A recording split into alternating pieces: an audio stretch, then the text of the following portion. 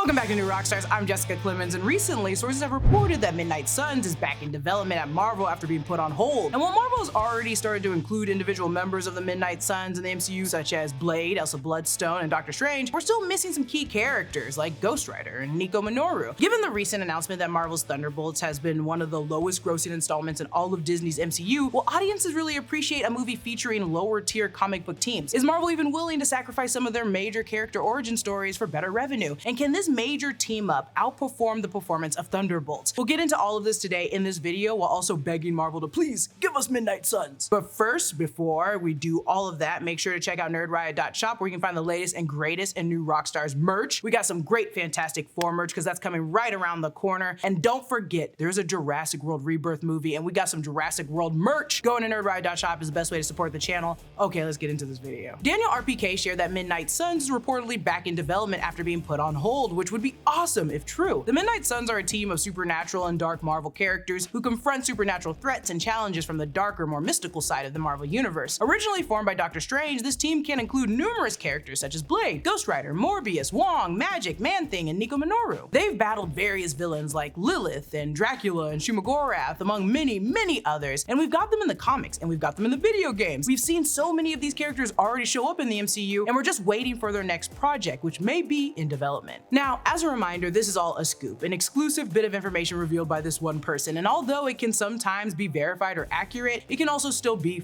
false. They may not always be verified or accurate, so take it with a grain of salt whether you want to believe it or not. However, I do think the idea of Midnight Suns hasn't necessarily been off the table at Marvel Studios. During the release of Werewolf by Night in the fall of 2022, Marvel big man Kevin Feige mentioned in an exclusive behind-the-scenes clip with IGN that they plan to explore this frightening supernatural side to the MCU. We wanted to explore entirely new characters and entirely new sides of the MCU with this unusual, fun, and frightening spin on the supernatural. We're introducing a world that will ultimately become quite important to the future of the MCU. Since then, we've seen Marvel taking steps to introduce projects that focus on the supernatural, the paranormal, and occult themes. They've introduced several key characters that could be associated with the Midnight Suns: Blade, Moon Knight, Doctor Strange, Jack Russell, Man-Thing, and Elsa Bloodstone. The MCU has also increasingly dipped its toes in darker themes like Agatha All Along, which deals with paranormal threats. We've seen snippets of an underworld and multiverse of madness, a black demonic goat, and hell from She-Hulk. They've given us the Darkhold and even teased hints of a supernatural team up with Black Knight and Blade at the end of Eternals. We're also setting up Ironheart, a series that focuses on magic and technology. This isn't just a seasonal Halloween program. They've been paving a foundation for these supernatural stories for some time now. And with their growing presence in the MCU, it makes sense to prepare for an eerie team-up crossover that accompanies it. So where is it? Recently, Rebecca Rubin with Variety released an article asking where does Marvel go next? And in that article, they explain the bad box office numbers behind Thunderbolts, making it one of the lowest grossing installments in all of Disney's Marvel Cinematic Universe. They even wrote that while you can blame Brave New World, The Marvels, and Quantumania on terrible reviews, Thunderbolts had positive reviews and got a lot of good word of mouth, yet it still just was not good enough. There are many factors that can go into this, and to go back to Rebecca's article, I like a few highlighted points, one of which is from exhibitor relations analyst Jeff Brock. He says,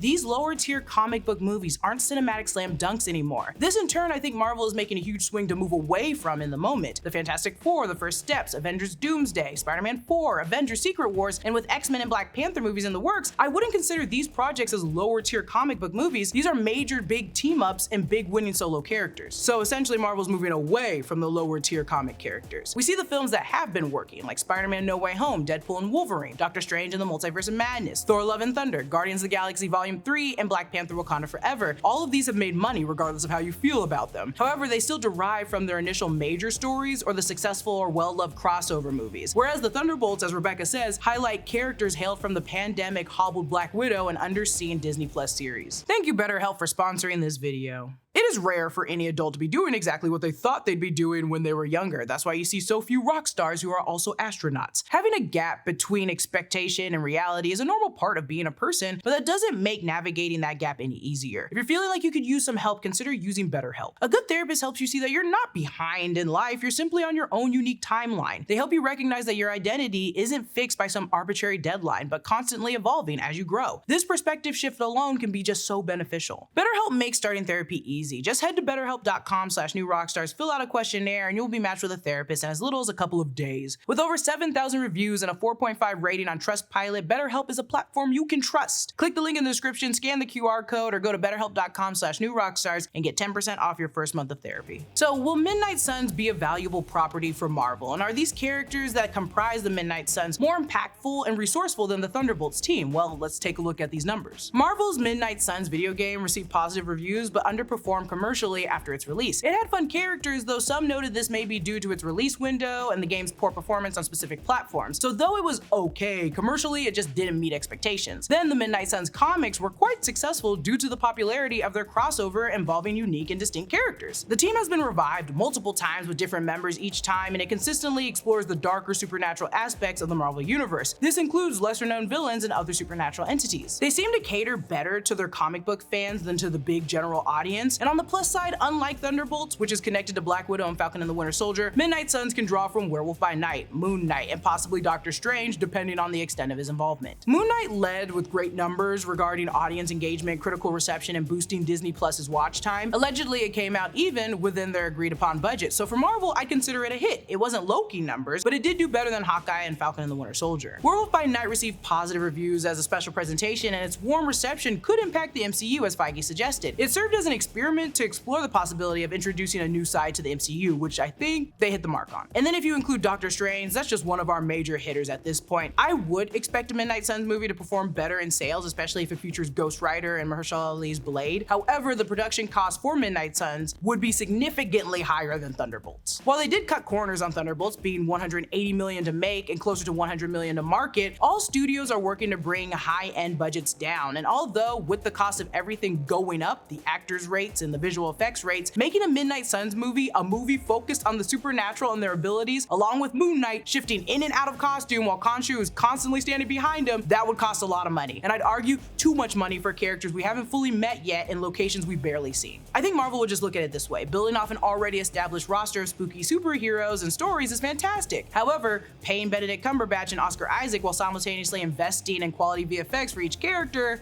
that's less desirable. There is a potential solution to this. By transforming the Blade film into one that introduces the Midnight Suns, the overall production cost could be shared. Marvel had already planned to create a Blade movie, and given the positive reviews from Ryan Coogler's Sinners, it might be worth considering changing the original period piece vampire idea behind it and making it into a Midnight Suns joint. Eric and I spoke about this on Sneak Peek, and recently we learned that Disney removed a date for Marvel's upcoming slate, February 13th, 2026, while changing the original November 2026 and November 2027 dates from untitled Marvel movies to an untitled Disney movie, which some believe is to retool the Phase 6 plan following Doomsday and Secret Wars being delayed. So although they're avoiding a rushed movie in 2026, 2027 and 2028 still have a little bit of potential. A Deadline article in October noted 3 other untitled Marvel movies dated for February, May, and November of 2028. While the movie itself could be in production from anywhere between 3 to 5 months, pre and post-production take a bit of time, and this could be nearly like a year-long process. So as we know, Blade isn't coming out anytime soon. They haven't even locked a writer down last I heard. However, a Blade or Midnight Suns movie could make that 2028 slate easily. If we wanted to get it by 2027, they have to begin that script right now. And while the plan is still to enter the mutant saga, although the Midnight Suns have been primarily supernatural characters, mutants have also been a part of the team. Wolverine appeared in the game in the 2022 issues, and Magic was in the prequel comics for the game too. Luckily, the team can also vary across different adaptations. The Midnight Suns represents a group of supernatural-esque characters, and however we depict that in the MCU is fine with me so long as it involves Moon Knight. As for mutants, you can really just put Magic's scary ass in it. You could even put Mirage, seeing as she makes illusions of people's fears. In conclusion, I believe that Marvel Studios has been considering a Midnight Suns story for some time. Although they may be facing challenges with the Blade movie, they can introduce new characters and locations and storylines that could set up the Midnight Suns team in the future films. I don't think the scoop is entirely poop, but I also don't expect Marvel to produce a Midnight Suns movie until they found enough in their budget to make it. Those resources may come after the subsequent scheduled big budget releases, and at that point, they may be better positioned financially to move forward with a Midnight Suns movie. Comment down below your thoughts on Midnight Suns. Do we want it in the MCU? Of course we want it in the MCU. What am I talking about? God, just bring